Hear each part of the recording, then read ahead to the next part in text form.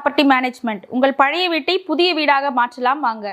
தமிழ்நாட்டினுடைய அமைச்சர் என்று சொல்வதற்கு கொஞ்சம் கூட தகுதியற்ற ஒரு நபராக தொடர்ந்து தன்னுடைய செயல்கள் மூலம் வெளிப்படுத்தி வந்தவர் பொன்முடி அவர்கள். அவரை இன்னைக்கு திமுக கட்சியினுடைய துணை பொதுச் செயலாளர் பதவியிலிருந்து எடுத்திருக்காங்க.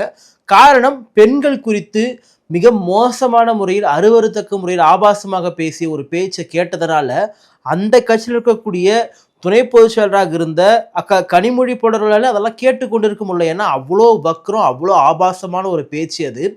அப்படி பேசிட்டாரு. அதனால இவங்களே அவர் மேல ஒரு கண்டனம் தெரிவிச்சாங்க. அதனால தமிழ்நாட்டுடைய முதல்வர் திமுகவுடைய தலைவர் திரு ஸ்டாலின் அவர்கள் அவரை கட்சியினுடைய பொறுப்பிலிருந்து எடுத்திருக்காங்க. ஆனா இப்படிப்பட்ட நபர்கள் எல்லாம் முதல்ல நீங்க பொறுப்புல எடுக்கிறீங்க, கட்சியிலிருந்து நீக்கிறீங்கிறது அப்பாற்பட்ட விஷயம். இந்த தமிழ்நாட்டினுடைய அமைச்சர்னு சொல்லி இன்னும் வச்சுட்டு இருக்கீங்க இல்லையா, இதுதான் ரொம்ப அருவருப்பா இருக்கு. ஏன் நான் சொல்றேன்னா, இவ்வளோ ஆபாசமா பேசுறாரு. அவர் போகக்கூடிய அவர் கார் முன்னாடி பாருங்க, நீங்க தேசிய கொடி பறக்குது. எவ்வளோ பெரிய ஒரு ஒரு ஆபத்து, எவ்வளோ பெரிய அசிங்கம் பாருங்குது. தொடர்ந்து பொன்முடி அவர்கள் தன்னுடைய பேச்சின் மூலமாக எவ்வளவு முறை பேசியிருக்காரு. இதை திமுகவுடைய தலைவராக இருக்கக்கூடிய தமிழ்நாட்டு முதலமைச்சர் இருக்கக்கூடிய திரு ஸ்டாலின் அவர்களே சொல்றாரு. நம்மவர்கள் என்ன பண்ணுவாங்கன்னே தெரியல, ரெண்டு பக்கத்துக்கு அடின்ற மாதிரி மத்தளத்துக்கு எனக்கு அடியா இருக்கு, நான் நிம்மதியா தூங்கி கூட என்னால் எழுந்துக்க முடியல அப்படின்றத பேசுனீங்க நீங்க. ஆனா அவர் என்ன பண்ணாரு, உட்காந்து அந்த சிரிப்பு ஒன்று சிரிக்கிறாரு பாருங்க, அப்படியே ஒரு சிரிப்பு. நீ என்ன சொல்றது, நான் என்ன கேட்கறது போ அப்படின்னு சொல்ற மாதிரி தான் உங்களுடைய பேச்சுக்கு ரியாக்ட் பண்ணிட்டு இருந்தாரு.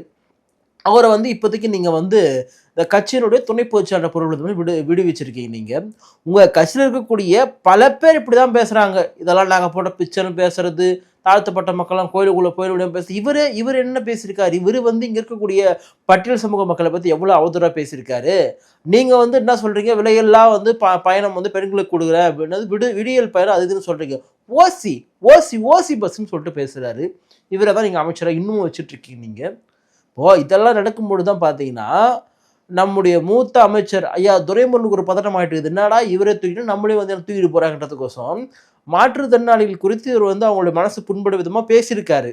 அதற்காக நான் இப்போ வருத்தம் தெரிவிக்கிறேன்னு சொல்லிட்டு இப்போ வருத்தம் தெரிவிக்கிறார். கேட்டா நான் கருணாநிதி அவர்களோடு இருந்தவன், அரசியல் பயின்றவன், இந்த மாதிரி அந்த மாதிரி சொல்லிட்டு பேசி வருத்தம் தெரிவிக்கிறாரு.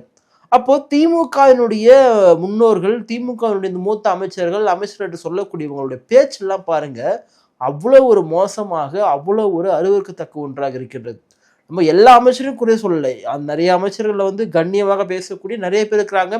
திமுக கட்சியிலுமே கண்ணியமாக பேசக்கூடிய நிறைய பேர் இருக்கிறாங்க. ஆனா அடையாளப்படுத்தப்பட்டவங்க இந்த திமுகவினுடைய பேச்சாளர்கள் அல்லது இவங்க தான் கழகத்துடைய முன்னோடிகள் என்று சொல்லக்கூடியவங்க பேசக்கூடிய விதங்கள் பார்த்தீங்கன்னா அவ்வளவு அருவருக்கத்தக்க ஆபாசமான முறையில் இருக்கின்றது.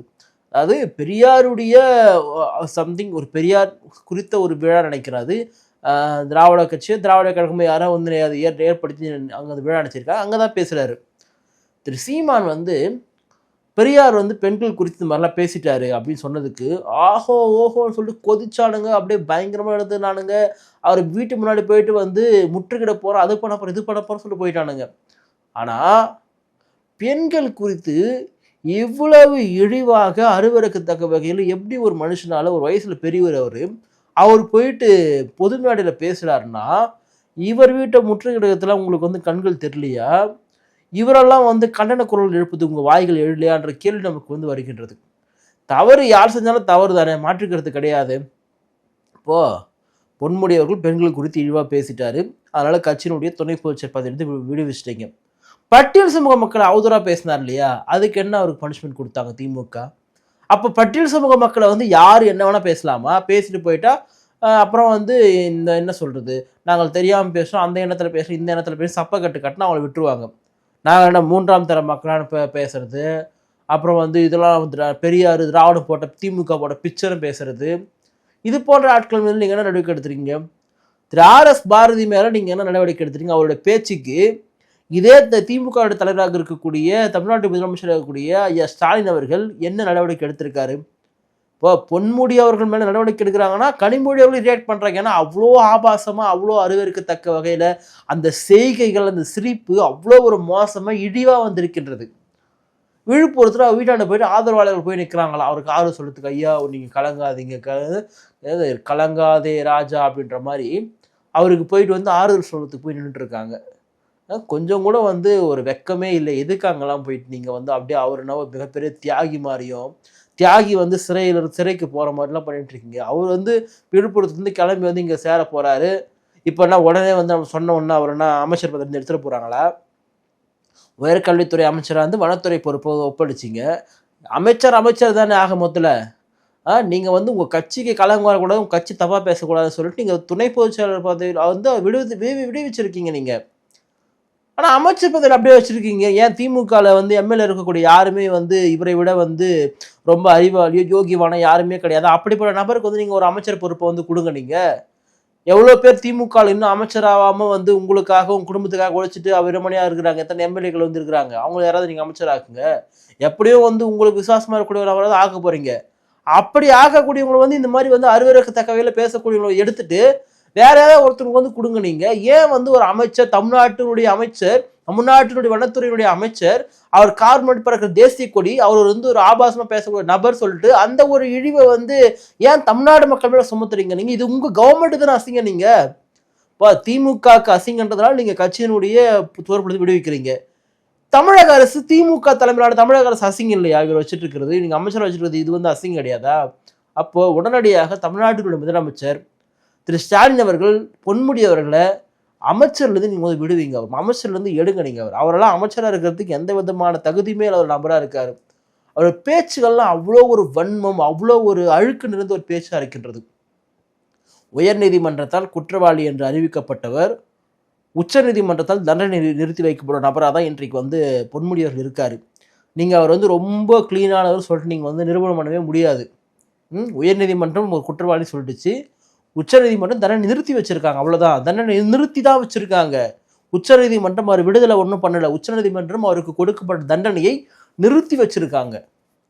அப்போ அவர் மேல இருக்கக்கூடிய ஊழல் குற்றச்சாட்டு என்ன வந்து ஆச்சு கேட்டா நீங்க அதை பத்தி பேசக்கூடாது. ஏன்டானா வந்து உச்சநீதிமன்றத்தில் வந்து தண்டனை நிறுத்திருக்காங்க. நாங்க அப்படிதான் சொல்றோம், தண்டனை நிறுத்தி தான் வச்சிருக்காங்கன்னு சொல்றோம். உயர்நீதிமன்றத்தில் குற்றவாளி என்று அடிக்கப்பட்டவர் தான் அவரு.